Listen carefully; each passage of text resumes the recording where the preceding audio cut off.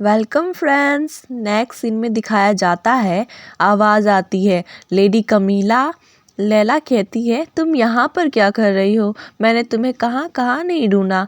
And कहती है, मैं तुम्हारे लिए डिज़र्ट लाई हूँ। एंड घबरा जाती है आर्शियन को देख के।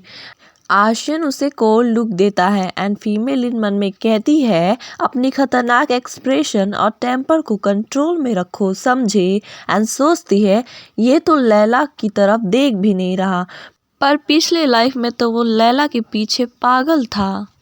पास्ट लाइफ में ड्यूक सेफ्रा के मौत के बाद सिर्फ लैला ही एक दवा थी जो उसे काबू में कर सकती थी।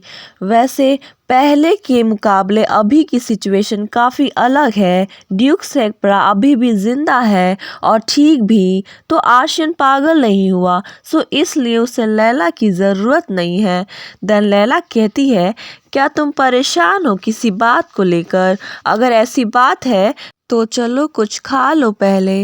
देन टेबल पे cake, dessert, pudding and drinks रखे हुए थे।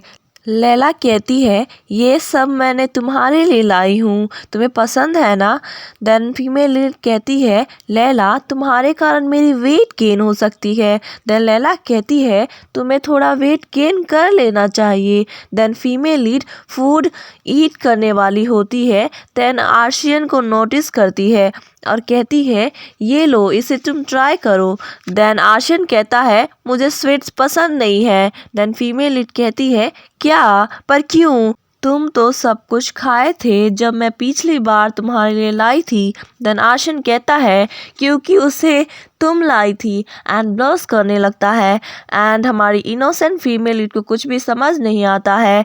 एंड फीमेल लीड मन में सोचती है, ये उस समय बहुत ही अच्छे तरीके से खाया था, अचानक से ये ऐसे बिहेव क्यों कर रहा है? एंड मन में कहती है, मुझे लगता है कि तुम्हें वेट गेन कर लेने की ज़रूरत है, समझे। एंड प्लेट की पुडिंग को स्पून में लेती है एंड कहती है, खोलो अपना मुंह, बोलो आ। एंड जबरदस्ती उसे खिला देती है। एंड आर्शियन का एक्सप्रेशन भी लाइक जैसे कि उसे पॉइजन खिला दिया गया हो। एंड फीमेल लीड सोचती है, क्या उसे इतना खराब लगा? पर उस समय जब मैंने केक दिया था तो वो पूरी प्लेट को ही साफ कर दिया था। सच में ये कितना अजीब लड़का है, इसके एक्सप्रेशन बता रहे हैं कि वो उसे अभी बाहर निकाल देगा। एंड फीमेल लीड घबराते हुए कहती है, ये लो, इसे पी लो। एंड लैला इन दोनों की हरकतें देखी जा रही थी एंड कहती है, बाय द वे, क्या तुमने सुना? देन फीमेल लीड कहती है, किस बारे में? देन लैला कहती है, इम्पीरियल फैमिली जो है वो बहुत जल्द हंटिंग कंपटीशन को होस्ट करने वाली है। देन फीमेल लीड मन में सोचती है, हाँ बिल्कुल, मैं इसे कैसे भूल सकती हूँ। एंड फीमेल लीड बताती है, वो पर्सन जिसका कमीला के साथ सबसे तनावपूर्ण रिश्ता रहा है, एम्पायर के क्राउन प्रिंस एडिसन डे फैबलर। उसके पास गोल्डन हेयर है और गोल्डन कलर की आंखें भी, जो पीढ़ी दर पीढ़ी चली आ रही है। और ये फर्स्ट कैंडिडेट है जिसे सिंहासन पर बैठने के लिए चुना गया। एंड ये वही क्राउन प्रिंस ने पर्सनली अपने हाथों से लिखकर मुझे लेटर भेजा है। क्राउन प्रिंस कमीला से इतनी नफरत करता कि वो उसकी तरफ देखना भी पसंद नहीं करता। रीज़न ये है क्योंकि वो उसे नीची नज़र से देखता था। अगर उसे इनविटेशन देना होता तो वो दूसरी फैमिली मेंबर को देता, कमीला को नहीं। और इस तरीके का प्रिंस अपने ही हैंडराइटिंग में और अपने हाथों से सील लगाकर और उसे कमीला को भेजा। एंड सोचती है, क्राउन प्रिंस, आखिरकार तुम क्या प्लानिंग कर रहे हो? नेक्स्ट डे का सीन दिखाया जाता है। आखिरकार वो दिन आ गया जब हॉन्टिंग टूर्नामेंट क्राउन प्रिंस द्वारा आयोजित किया जा रहा है। एंड हमारी फीमेल लीड बताती है कि कैरेज में फादर रावी और लॉर्ड विल के साथ जा रही हूँ। फाइनली मैंने हॉन्टिंग कंपटीशन में पार्टिसिपेट कर लिया। देन तभी आवाज़ आती है कमीला एंड लॉर्ड विल उसे अपना हाथ देता है कैरेज में चढ़ने के लिए। एंड हमारी फीमेल लीड मन में सोचती है मैं बिल्कुल ठीक हूँ, फिर भी मैं इग्नोर नहीं कर सकती इनके हेल्प के लिए, और कहती है thank you dearest brother. And female जैसे ही कैरेज में बैठती है एंड फादर ड्यूक को देखती है एंड स्माइल करती है एंड सोचती है कि जो सीट है वो मेरे फादर के बगल में ही है जैसा कि मैंने सोचा था। एंड फादर ड्यूक कहते हैं खुश होके कमीला तो तुम फाइनली यहाँ आ गई। एंड फीमेल लीड रावी की तरफ घूरते हुए देखती है एंड मन में कहती है क्या तुम मुझे देख के यहाँ पर जेलस हो रहे हो, मुझे पता है।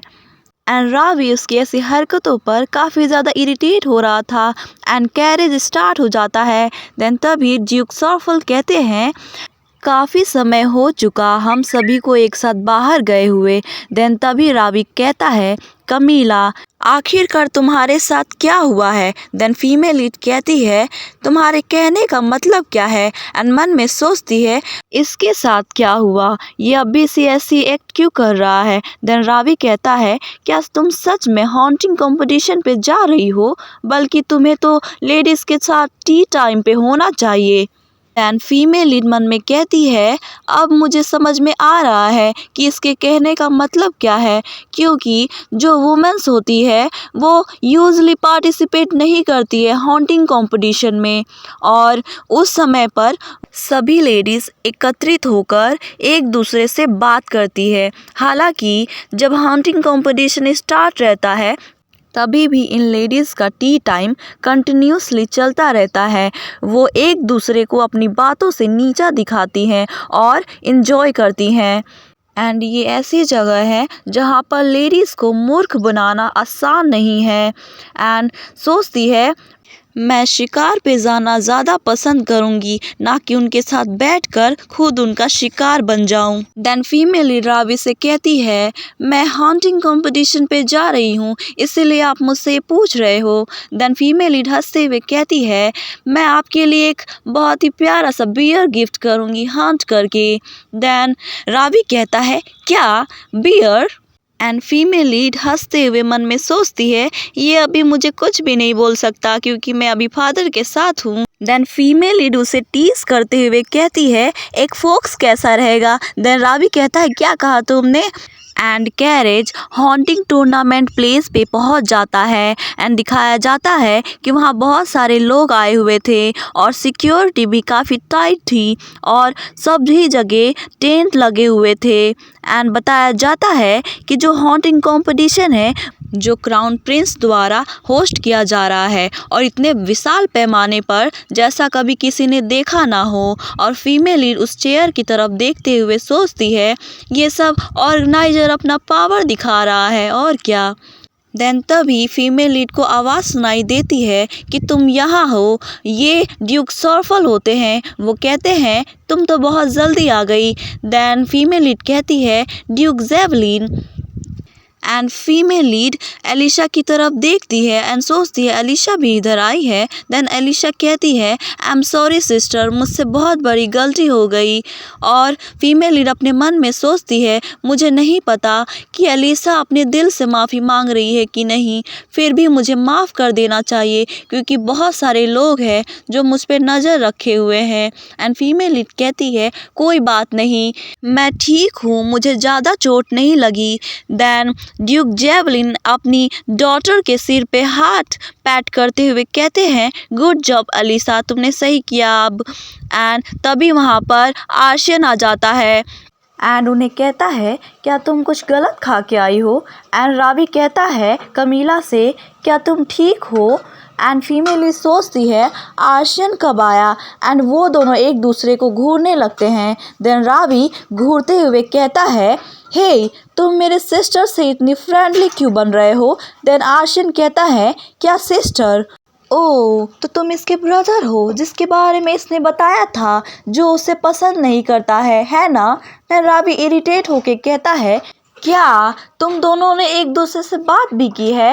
एन कमीला से कहता है, मैंने कहा था ना कि तुम्हें इस तरीके की लड़की से दूर रहना है। देन आर्शियन कहता है, क्या ये कुछ ज़्यादा नहीं है कि अपने सिस्टर के पर्सनल मैटर में टांग अड़ाओ? एंड फीमेल इन मन में सोचती है, ये दोनों ऐसी बातें क्यों कर रहे हैं? एंड अपनी सिर पकड़ते हुए कहती है, मुझे इन मुसीबतों से दूर रहना चाहिए। एंड सोचती है, वैसे काफ़ी इंटरेस्टिंग बात है कि आर्शियन आर्ग्यूमेंट कर रहा है, क्योंकि ये उस तरीके का पर्सन है जो बातों से ज़्यादा लड़ने पे फोकस करता है। और इसके अलावा ये काफ़ी ज़्यादा अजीब बात है कि वो इस तरीके की फॉर्मल इवेंट पे आया है। वो आखिरकार हॉन्टिंग कंपटीशन में क्यों आया है?